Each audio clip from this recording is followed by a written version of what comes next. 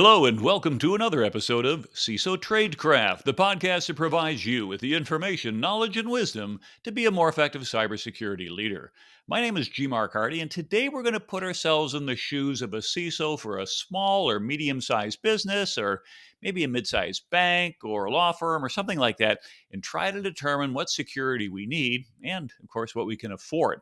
Now, before you hit skip, because you may not be in that organization, remember you might find yourself in that role someday or mentoring somebody who is. So, we're going to give you a solid foundation of what you'll need to be successful in that type of role. So, before we get going, let me share with you a word from our sponsor. Adlumin provides enterprise-grade security to mid-market organizations. Its security operations platform and managed detection and response services combine all your data into one view to illuminate security risks and accelerate security workflows. Security teams are often stretched thin and must respond to increasing threats like ransomware and data theft. Adlumin's patented technology simplifies these challenges by providing machine learning detection and automated response capabilities to halt threats quickly.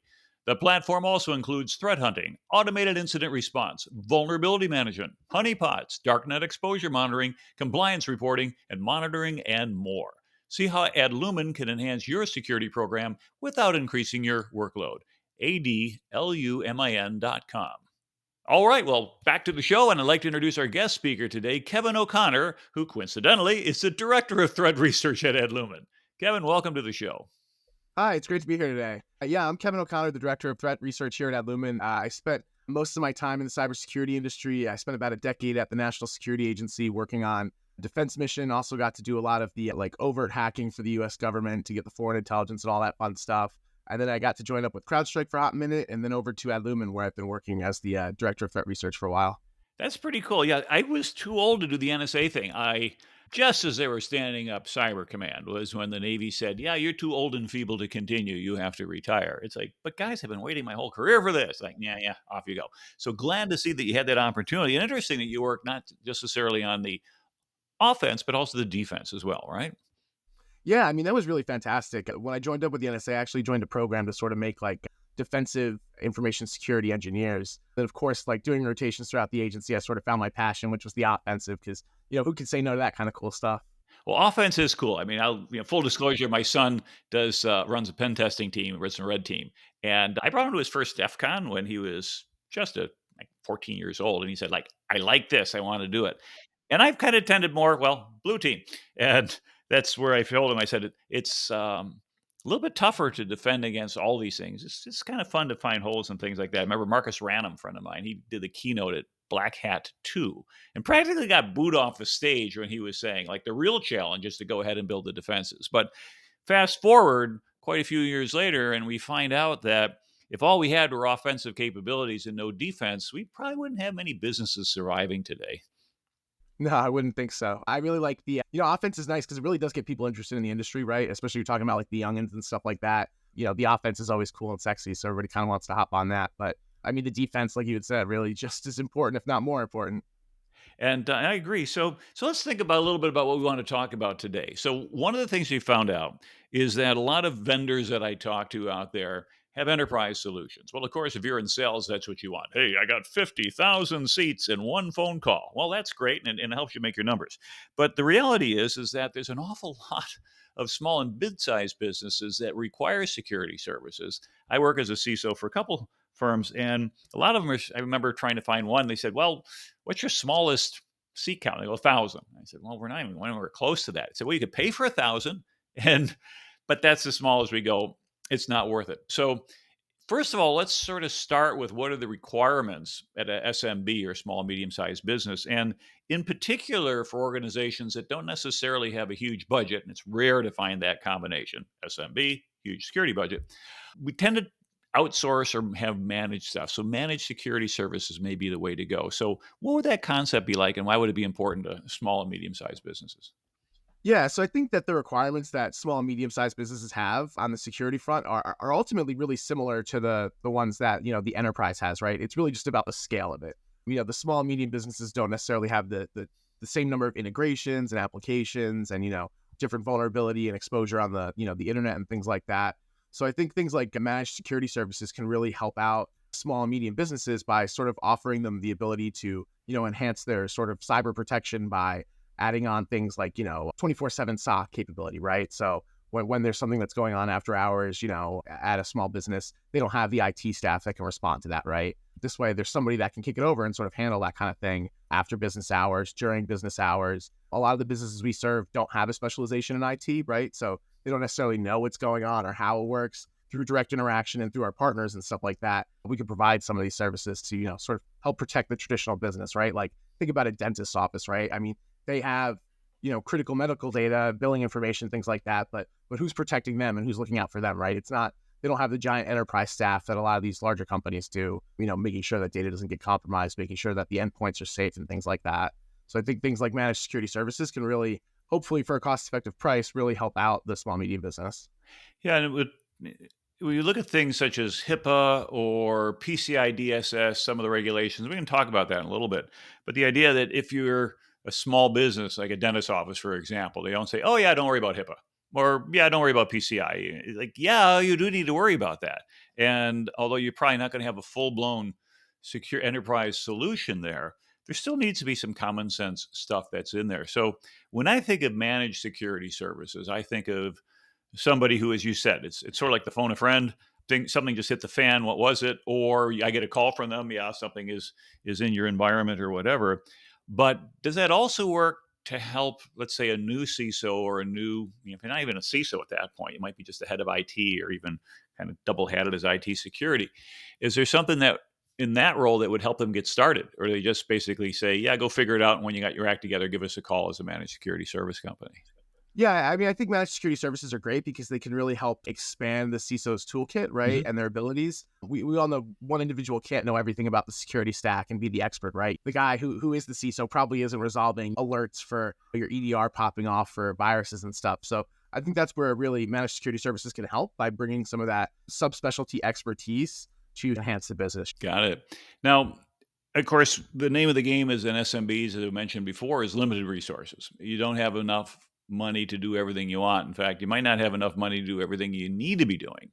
And so, in looking at these organizations, when you go to senior management, which could be a leading partner in a law firm or a board of directors or even an executive committee, and say, hey, I need a check. I need to go ahead and outsource it. They might say, well, why don't you just do it yourself? And unlike Bill Murray in Stripes, where we trained ourselves, sir, I think there's a different value proposition here. How do we communicate that effectively to the management of these organizations? When I'm talking with CISOs and stuff like that, the thing I always bring up is just 24/7 operations, right? Imagine having to have a team to cover your network 24/7 to respond to any sort of incidents, detections, or alerts, right? That's going to be at least how many staff to be able to cover that, right? You're talking about at least 3 people. Whereas being able to outsource that kind of thing, you get a lot more coverage and you get protect your business. Yeah, I know that some organizations, when they start out with a baby sock, they said, oh, all right, we'll do Monday to Friday, 9 to 5. Because after all, that's well, the bad guys have got a really good union and they're in our same time zone. And usually neither is the case. And yet, something's better than nothing. And so, if an organization is trying to staff it during the day, okay, fine. Does managed services work 24 by 7, or is it kind of like a call attendant where you leave the office and you press the managed services button when you come back in and get a cup of coffee, you take it off of call forward? Yeah, you know what? You can actually get it both ways, which I think is really interesting and really helps some of the businesses that are more medium sized that might have, like you said, a SOC running during business hours. And I think that's really great actually, because they can sort of expand your capability and integrate with you, right? So they can take on what you're doing, after hours. And I think what's really critical about that is that you sort of get the fall over too, right? So with 3 people, some guy, is sick or something like that, all of a sudden you have a shift that's uncovered, right? With something like an external SOC, you don't have to worry about that. I will say that it does make sense to sort of run your own SOC or something like that during business hours, because that's when the majority of your users are going to be doing things, right? And a lot of the security problems are going to come up. But it's those after hours things when Mhm. somebody's checking their email on their phone or at home on their Outlook, when problems really do come up. And I'll say working managed security services and also incident response, it's always that sweet spot after 5 p.m. I'll tell you, it's after 5 p.m. before 10 p.m. After midnight and things like that, I'm not getting too many calls from businesses, but like, that 7 p.m. discovery that then takes work and analysis into 5 a.m., that's really that sweet spot of annoying. Yeah, and it's interesting you mentioned having a SOC even during the day. There's probably a minimum threshold below it would it make sense. Carson Zimmerman had put a book together a few years ago on SOC and access. He was at MITRE at the time, so it was a free download, like 300 pages and really good stuff. And he had suggested that a little checklist where you go through, do you have this? Do you have this? And then based on the end, you end up with a score and it kind of gave you a minimum threshold for a SOC. But not all small businesses or medium-sized businesses kind of have a feel for where that cut line is. Have you got any sense for that? Again, I can tell you what Carson's number is out of his book if you reverse engineer the model, but I'm kind of interested in your input first. Yeah, I mean, I think for having a 24/7 SOC, I don't think there really is a bottom line, like a number of users or endpoints or something like that, where it's not useful. I think it could definitely get more useful when you're dealing probably with like 20 plus devices, right? I think Mhm. that's where you really start seeing a lot of sort of events and stuff like that and detections come through against individual devices. I think that's sort of where you see the number where it starts to become really worth it. Yeah, and for him, he puts that number closer to 2,000. That is to say, yeah, a lot. Now, or if it's kind of divisible by 7, it was like, what, 142, 1,420 thereabouts, which is still a lot. And the idea is this: if you're going to staff up one seat 24 by 7, we say, yeah, it's 3 people. Yeah, not really. It's 5 people because if you think about it, people have to have weekends off and then 2 weeks of vacation and holidays and things such as that. And I had worked in the military in 24 by 7 seating. And we had, if there were 5 people, life was good. We averaged about 40 hours a week. If you had 4, you tended to pull a lot of overtime. And at 3, you're at port and report.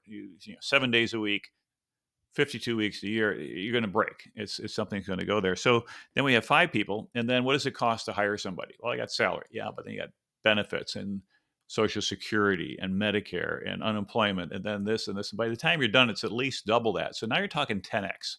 And so for somebody who says, yeah, we'll roll our own, well, what does it cost to get a competent person who can manage this? Okay, take that salary, put a 0 at the end of it. And that's your reference point I like that. to go out to a managed security services. And there's not too many managed service companies that are going to say, oh, yeah, we're even more than that, because you can hire those 5 people and then you get 6 or 7. So you got depth. Someone calls in sick or they have an issue. You can keep them going. And most places don't all catch fire at the same time. And so as a result, like a fire department, you're not going to be fighting every single customer fire at the same time. And so as a result, you can manage that. So that makes a managed security service business scale well. And I'd been part of one that we started up many years ago, and that's how the economics work. Yeah, I think that's a really good point, right? I think like the 20 devices when I was coming from it, I'm thinking more like if you're looking for managed security services, right? Mhm. Because like you said, if you're setting up your own internal SOC, you're going to want a lot more endpoints to justify having that. Because like you said, right? I mentioned earlier, like one person is not enough, right? You need 5 people covering shifts. We have a lot of folks that came from like the National Threat Operations Center over at the agency, and they have those rotating shifts overlap between the shifts so that there could be handoff between analysts Mhm. and just the cost, man. I mean, getting folks that can work even these tier 1 SOC positions or especially tier 2, tier 3, you're looking at some really expensive salaries. So, take your 140, multiply that by 5, and then, you're talking about a huge investment into At your 0 to handle the benefits and everything else. yeah. Oh, yeah. And that's why I Plus the think things like hardware, managed security. plus the Yeah. software, plus the connectivity. Yep. Yeah, and then all the engineering that has to go behind it too, right? Like people's IT systems aren't necessarily set up to where Mhm. a SOC can necessarily take advantage of all the data, right? You have to make sure that you're forwarding data to a centralized location. You have some sort of dashboard to review things like detections and alerts. And I think that's where the managed security services really shine and why I really push those for small, medium business, right? Because otherwise you can't afford it. It's Yeah. not affordable. And most companies don't generate their own power, unless they're a power company, of course. You go ahead and that's a service. And so, in a way, what we do is we look at it to say, what services do we need to make our enterprise run well? And it's interesting because I remember a few years ago working with a law firm. Now, I'm going to date myself on this one. They were using such antiquated stuff. They were using WordPerfect 5.1 and DOS when everybody else was in Windows. All right. Now, that's obviously long gone, but the whole idea was they seemed, the different law firms I talked to be late adopters of technology. If you look at Moore's curve there in terms of, say, the gap that you find there crossing the chasm, the late adopters are the people who say, okay, fine, everything's now on a discount. Let's go buy it because everybody's onto the new model. But with the value of information that they possess and the importance that it would have to clients, that doesn't make sense to me. So, if you're talking to a senior partner at a law firm or something like that, how do you convince them to up their game to meet the Yeah. modern cybersecurity threats? So I actually just went out to ILTACon, which is like a legal conference that was out in, I think it was Orlando, specifically focusing on that industry. And that was a really fun time and great to be at. And I'll say that the legal area traditionally, right, they are a little bit behind the times in technology, I would say, right, because they're using technology to supplement what they're doing, right. It's sort of an enabler. So they're not necessarily looking for the best and the greatest. They're looking for what can get the job done, And a lot of times it's just Word documents and research. I'll say an area in the legal sector that I'm actually seeing them sort of advance in is in all this e-discovery stuff. If you've seen it, tons of technologies, tons of different firms and stuff doing e-discovery, which I think is huge. And traditionally for a law firm, the discovery process is actually a really big vulnerability for them because you get a lot of associates and things like that are just going out on the web, downloading files and things. And I've recently done an incident response for a legal firm, and in that case, they were actually hacked by ransomware and they were able to get all of their essentially their data stolen, right? So on this data was on the website ransomware, and that's the last thing you want from your law firm, right? Whether they're handling mergers and acquisitions or they're handling private personnel cases, to have all your legal stuff up there on a website, a darknet leak site, isn't great. So I think that's really how I push the legal firms to look at these kind of solutions and need for this in their business. Yeah, that makes very good sense. Another thing in terms of we're talking about SMB in a different industry, banking. Okay, so large banks have huge cybersecurity budgets. You read about like JP Morgan Chase having $500 million or something for a security budget.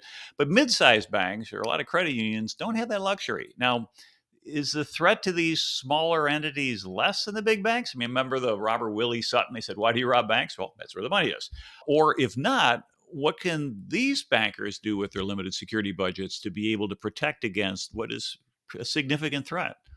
I think they're either the same targets as large banks, like these community banks and the credit unions and stuff, or they're actually bigger targets. If I'm a hacker going out and attacking folks, right, like going against the Bank of America, it's going to take a lot more resources to sort of penetrate. And then, like, even once you're in the network, it's going to take a lot more resources to understand it and then fully be able to exploit that and leverage that for profit. Some of the smaller banks, it's easier to go against. And if you're a ransomware group, if you could spread pretty quickly throughout their internal systems, you could really cut off all of their endpoints at once, take the bank down for the day, and they're going to be forced to pay you probably because they want to resume activity and they need to. Whereas something like a Bank of America is going to be more insulated from that kind of thing, I think.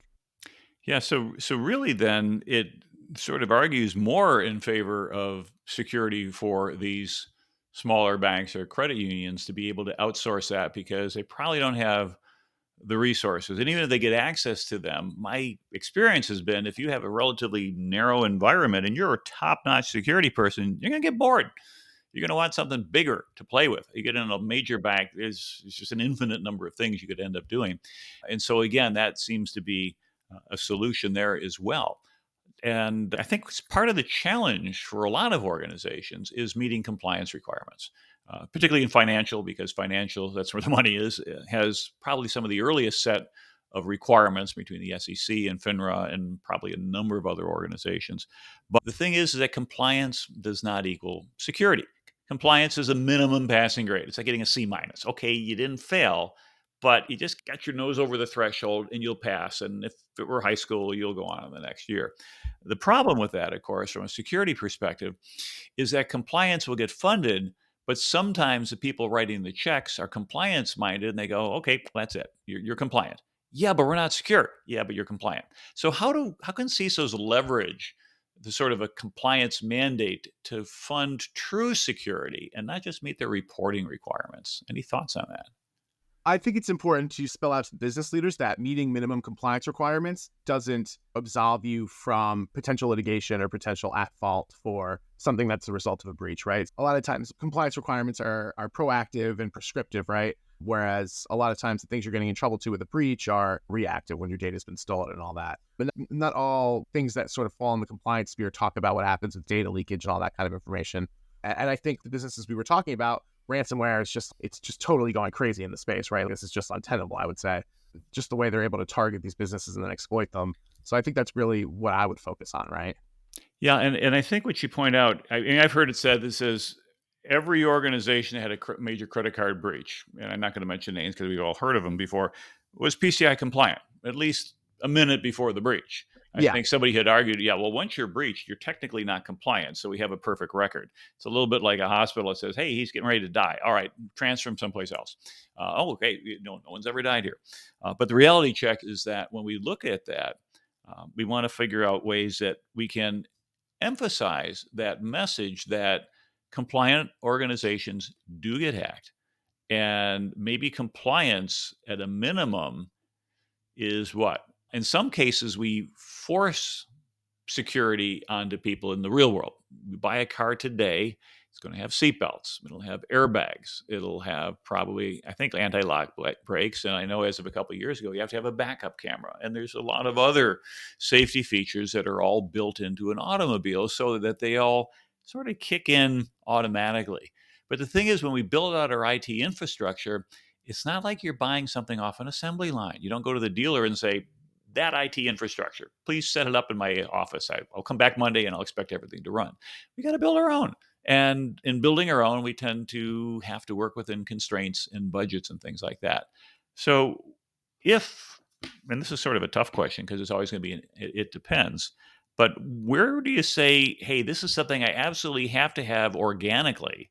And then here's something that I could potentially outsource to a managed security service provider or somebody else who's going to monitor my stuff such that I don't need that in my enterprise. Is there a cut line in there or just a quick thought about what might be that You edge? know, it's not an easy cut line, and I'll say for like small, medium business, mid-market segment that you can outsource more than you would think. I think one thing that folks don't realize that they can outsource, so you'll get a lot of companies, especially in the small market, where they'll go and they'll outsource their entire IT, right? From security to, IT implementation, running it, administration. But one thing that you can't, I found has never been successfully outsourced is like understanding your data and the data risk. So one thing that happens is a lot of times we're doing an incident response to a company that's already been breached or something like that, and their data is on the dark web. The first thing we ask is, okay, what data is there, right? Like what data was stolen? Or, hey, we know that these directories off this computer were stolen. What's the importance of the data that's in here? What's the significance to your business? What's the impact? And I think even just understanding exactly what data is out there and on what systems is something that really needs to be held internally because you're the only one who knows your business, or you're the one who knows your business best. Yeah, that makes very good sense. Now, if we're looking at that, because you can't outsource the accountability, you can't say, yeah, we got popped, but it was our vendor. It's blame them. We hear that, we see that, but at the end of the day, your customers don't care. Your customers know they entrusted you and it didn't work. So off we go to something else. So if we look at a security operations center, which is typically something that we would manage, but a security operations platform, I've heard that term before, and that is that a SOC that's run by an MSSP? Is there something different? And if so, what are the benefits of one over the other, if any? Yeah, so I would say when you're talking about the managed security services, a lot of times folks are thinking about things like SOC or proactive patch management things, even like pen testing services. When you talk about a platform, you're really talking about like a piece of software or a portal where all your security relevant data can be integrated to. So you have that single pane of glass, just look through what's going on in your network, right? Types of software and platforms will do detection. And what's really valuable is they'll do things like cross integration detection as well. You're not just looking at the EDR for your Symantec or your CrowdStrike or something like that. You're looking at something that's integrating the EDR logs along with your Office 365 logs, right? So that you can see the malware message delivered, the phishing email with the PDF, and then you can actually see the EDR logs of the execution of the malware in CrowdStrike and things like that, and then tie it back to a network log or something. But I think that's where you really see the benefit is sort of that single pane of glass and the integration, being able to pull all the security data from your cloud, your authentication providers if you're using Okta or something, your EDR, your firewall, all that. Yeah, and of course, it's more important to be able to act in that real time instead of coming in Monday morning and getting a report saying at 01:58 on Sunday morning, you went bankrupt.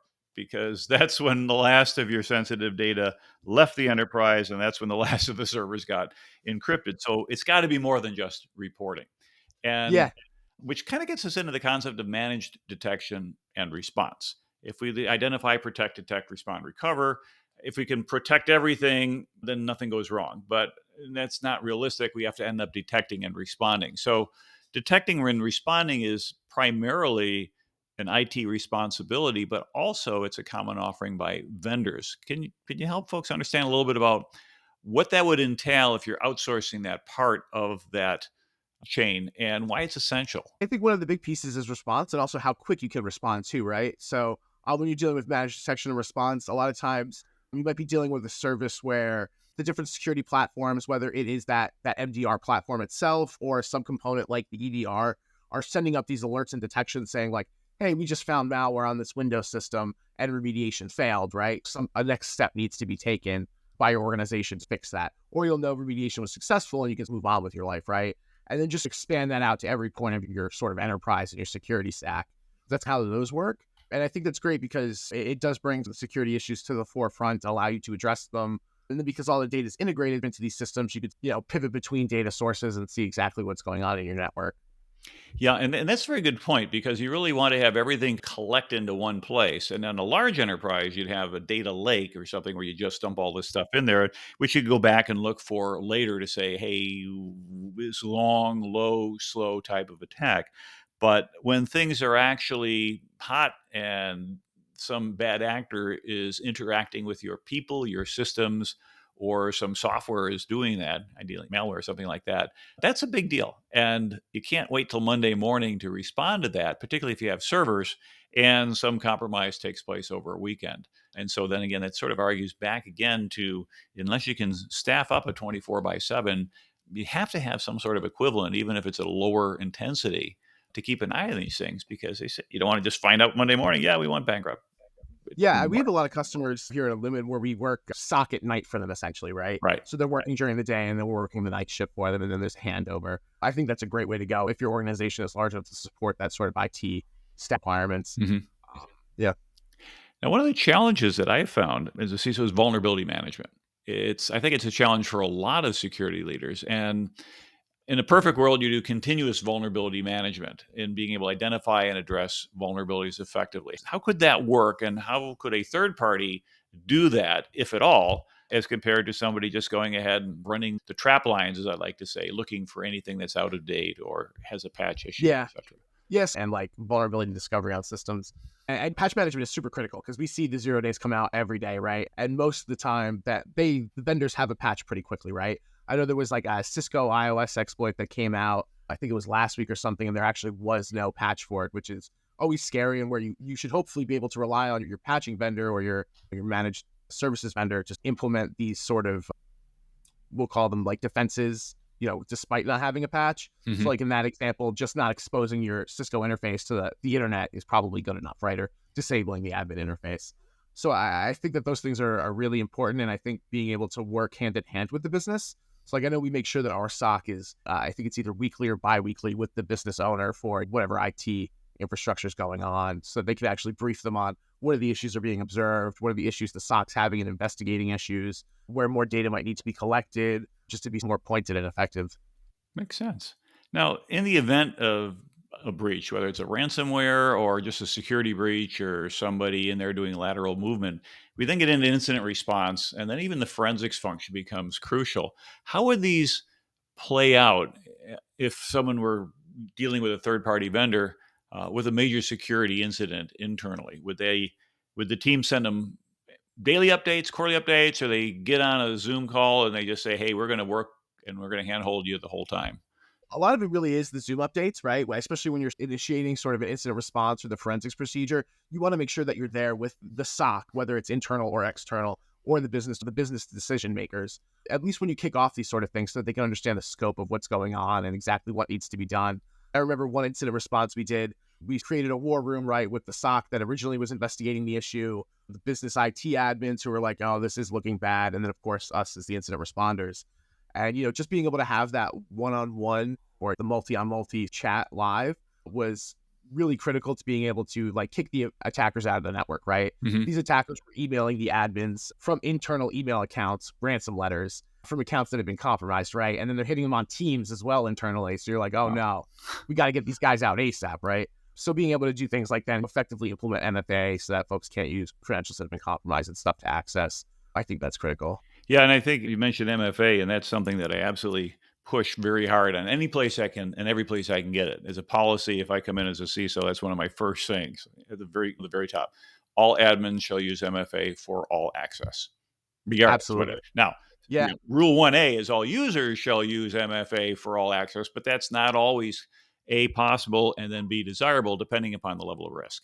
But Yeah, you have to expect passwords are going to be compromised, right? Like, Mhm. we know from these days, whether it's a breach on the vendor side that exposes the password or it's something a user does where they're putting their O365 login into a fake portal, the password breaches happen. And without MFA, it's really, there's no stopping an attacker just from pretending to be you, right?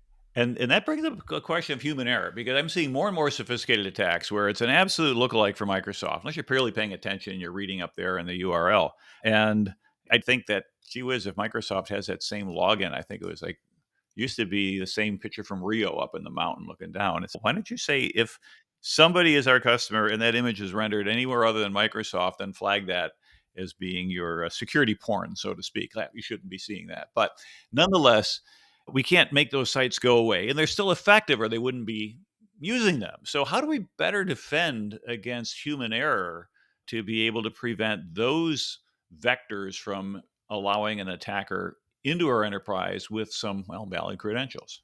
So just like you focus on the MFA, which I absolutely focus on as well. One of the first things I'll tell businesses also is implementing user training and awareness, right? So something like a know before the phishing training and awareness, right? Being able to recognize these messages as they come through to see that they are spam, or even just letting users know, hey, look up in the URL on your web browser, see if it says Microsoft.com. And if it doesn't say Microsoft.com, you might not actually be on that website entering in your credentials. Mhm. I think user prevention and training and early intervention and awareness is really where you're going to be able to cut these attacks off at the forefront. I think that's important because they're not super advanced, right? And just a little bit of training can really avoid most of the password compromise situations. I also really recommend password management utilities, right? Like your 1Pass, Bitward, and all that. I think those are great. I think that businesses should even be providing those to people for personal use and stuff because we see compromise between the personal accounts and the business accounts. So I think being able to secure your employees on both fronts there is super helpful. I know here at Adlumin, we offer it not only for business, but also family accounts, which is super helpful. Yeah. I just think that things like that are really going to help prevent compromise. Yeah, and I think the vendors are helping out too. I know Google Chrome, as they're going from 118 to 119, or wherever we are, is now pretty much turning HTTPS everywhere as a default. And so even if you type in website.com, which typically is a port 80, it's going to say, nah, I'm a smart browser. I'm going to go out on 443. And unless it deliberately comes back and you get like the reverse, so you go to 80 and you go ahead and you get redirected, go here to 443, and the browser figures that out. Here we're saying it almost has to go the opposite way.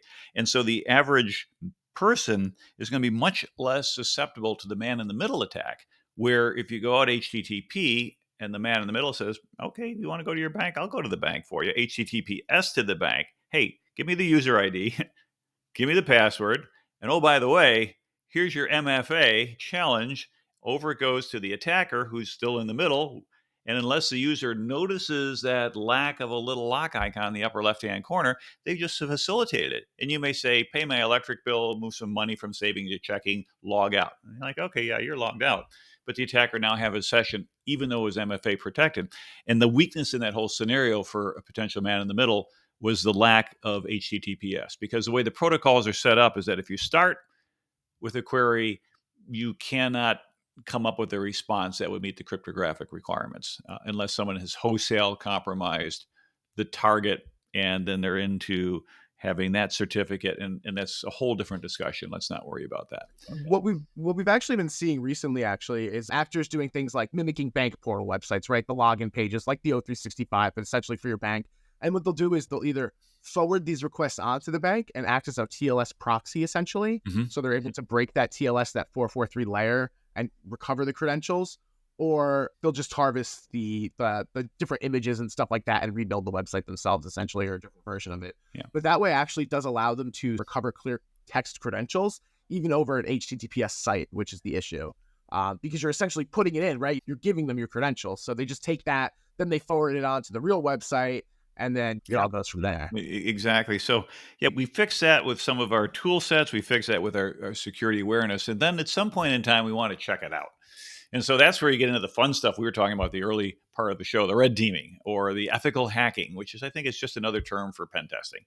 Is there a lot of difference in pen tests that are available to a small and medium sized business? Is it appropriate to do them once a year? Is it appropriate to do it more frequently? And then when does that factor into the IT validation update lifecycle? Do you do it first, then go fix everything, or do you fix everything first and then call for the pen tester? I always say fix everything first and then call for the pen test. Especially when you're starting out, there's a lot that can be done. And I think these early results from pen tests that'll discover everything's wrong with your network aren't going to be super helpful. So I think you can make the pen test more useful by making sure that the responses are more pointed after you've already implemented that base security. I think pen tests are awesome. I think they definitely help out small and medium businesses as well. I don't think they need them to the extent that some of the larger businesses do. Mhm. And I would say, yeah, once a year is great if your business can afford it, but really make sure that you're doing it when you make significant changes to your architecture and infrastructure too, right? Or you integrate specific new systems and there's different inroads and outroads. I think that's where you can really see a lot of the pointed benefits of the red team pen testing type stuff. Right. As I mentioned at the show, my son runs a red team for a business. And when they find out, if some of their clients come to them and said, "Hey, we got a compliance requirement, do a pen test." And we're like, "Aren't you doing updates next month?" "Yeah, but we need a pen test this month." So checking the compliance box, again, it'll get funded. But as you had pointed out correctly, it ought to be more strategic to say, you got a rollout coming out. Let's agree that we can postpone that test, roll it out, do everything the best you can. If you will, the pen test is that Marine gunnery sergeant coming up and grabbing your rifle and inspecting it to say, "Oop, you missed a spot," as compared to you're coming in from the field. Let me inspect that rifle. Well, it's all muddy and it's still got powder in it. It'll be a mess. So good point on that one. Couple last topics I want to think about, and we discussed it briefly, was ransomware. I mean, ransomware attacks, if they're successful, they're both expensive as well embarrassing, and potentially legal liability, as we had found out from Joe, the CISO, who had some issues there. We said, "Well, we'll just classify them as a pen test," which is a bad idea. Don't do that. But we see that they continue to increase in spite of our presence of traditional defenses. So they're winning for some reason. What can businesses do differently to protect against this growing threat? Yeah, so ransomware has really been the cat and mouse game in defense that I've been watching for very many years, right? When ransomware first started out, they were going against computers using things like symmetric keys, right? So security researchers and defenders were able to do things like recover the key off the box that had just been encrypted in ransomware Mhm. and recover the data. So you don't need to pay them to get your data back. To go against this because they want their money, the ransomware group started using things like asymmetric encryption, right? Where the keys aren't necessarily stored on the box, so you can't recover the data even if you're on the target and able to work on it. From there, the defense industry started focusing on the secure backups game, where if you keep your backups secure, make sure they're immutable, make sure that ransomware can't mess with your backups, then worst case, you can always just recover the system, right? Well, because that became so effective, what the ransomware group started moving on to was that data extortion, right? Or what we call double extortion, where not only are they encrypting your data so you can't use it and the systems are harmed, they're taking the data and then threatening to release it publicly for bad press. Or what we see tons of, and I watch these guys, other hacker groups will go and curl this data and stuff like that to get credentials and so that they can go and hack you with it, right? Or even including to say, "You know what? We're gonna give this to the regulatory agencies Yep. Oh, for because sure. their fine is gonna be this, and, yeah, our fee is here." So you're actually making a good business deal by making us go Absolutely. away and not turning you in. Yeah, so they're really just changing the business prospects Yeah. and proposition of how this all works. And it's really just been a cat and mouse game to get people to pay. And I'll say that now that the data exposure has been so effective, we're actually seeing a lot of these new ransomware groups, things like Adlumin, actually avoid data encryption altogether. And they're not even bothering to encrypt your data, they're just stealing it. And the Mhm. benefits to that is they can go low and slow for longer, steal more data without overtly triggering something in the system and saying, oh, this is locked out and it's broken.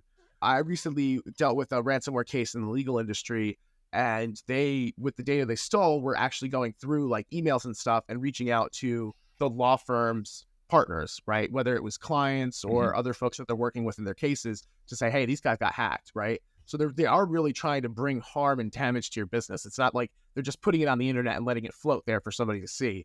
They'll actually reach out to some of these people, or allegedly will. Mm. And I think that's just, it's really tough. It's really tough to solve. I think we need to get better about things like, I guess it really falls under like data attestation, but like the secure loading of data where data can't be loaded on systems that it's not approved for. So even if you steal these binary documents and things like that, you can't load them without the security requirements that come with a laptop that's considered within the enterprise, right? Mhm. And this is where we get into the really complex using like security coprocessors and different machine attestation that you can do for security and stuff. But I think that's really the long game to beat ransomware and that sort of threat. Yeah, and I think we'll find out as everybody goes to Windows 11, as Windows 10 is being deprecated, in a little over a year, and that having a TPM is a requirement for Windows 11. A, it makes you buy new hardware if you like stretching out your old computer, but then it gives you a way to actually get that device absolute identity from a cryptographic perspective instead of, okay, fine, yeah, I stole the hard drive even, but yeah, it's still not the right processor on the motherboard, and so it's a different device. Yeah, I think that's the way that the industry is really going to have to move Mhm. to solve this problem once and for all, because it goes beyond ransomware too, right? I mean, like when an APT group like what China or Russia, the bear, the pandas hack Mhm. your computer, they're looking for the same thing too, right? They want to exfil data that's not theirs and then read it. And being able to prevent that reading, I think, is the really important part. Well, got it. Well, Kevin, this has been awesome. I mean, we could probably talk for another 45 minutes, but we're getting close to the end of the show. So, as a recap, we're talking about how small businesses, medium-sized businesses, possibly even dentist offices, law firms, small medium banks, credit unions really do have a requirement for cybersecurity, but that's can be met with a trusted vendor that's providing managed security service providers. And by being able to do that, they can get beyond compliance. They can actually get some real security that's going to function not just on a once a year audit or a periodic basis, but can either work side by side with a security team or at a lesser level, maybe take over when the lights go out and in the evenings and weekends, guard the henhouse, so to speak, while everybody's out. We've looked at the importance of managed detection and response, knowing when things happen that we find them pretty quickly. And to prevent that from even happening in the first place, a solid vulnerability management program where we know what needs to be patched and how often it's patched and is it up to date? And do we know that? And can we assure ourselves that we don't have this risk when something comes out with a CVE score of 9.8 or 10.0 and I go, I'm not vulnerable to that? You sleep better at night. And then ultimately, incident response and forensics when something does blow up on you. And again, human patching, so to speak, being able to do security awareness training and testing and drills and exercises goes a long way. So, any last thoughts you have before we wrap up? Otherwise, I think you covered it beautifully. And as I understand it, that where you're at tends to do a little bit of all these things under one house. Is that right? Yeah, absolutely. I mean, Adlumin kind of offers all these services. We try to integrate it into one big sort of the managed security detection response portal. And whether you go with Adlumin or somebody else, like a traditional IT provider versus security, I think that these things are super important, and no business can really afford to overlook security these days. They're coming for you. They're coming for everyone, Mhm. which is the scary part because they want your money. And, everybody has something sensitive in their business pretty much, right? Whether it's the patient medical records or the billing data or even just your customer list. I think that everybody has something that's worth defending, and everybody should make the minimal marginal investments to at least try to protect that. Got it. Well, thank you. This has been Kevin O'Connor, Director of Threat Research at Adlumin. I'm your host, G. Mark Hardy with CISO Tradecraft. If you're watching us on YouTube, please go ahead and click the subscribe button. It helps us get rid of unwanted ads and get the message to you a little bit more cleanly. If you're on a podcast channel, a couple thumbs up or stars, whatever it is, that help us boost our rankings so other people can find it. So we hope you found this episode today helpful for you and useful. And I wish you the best during the week. And until next time, stay safe out there.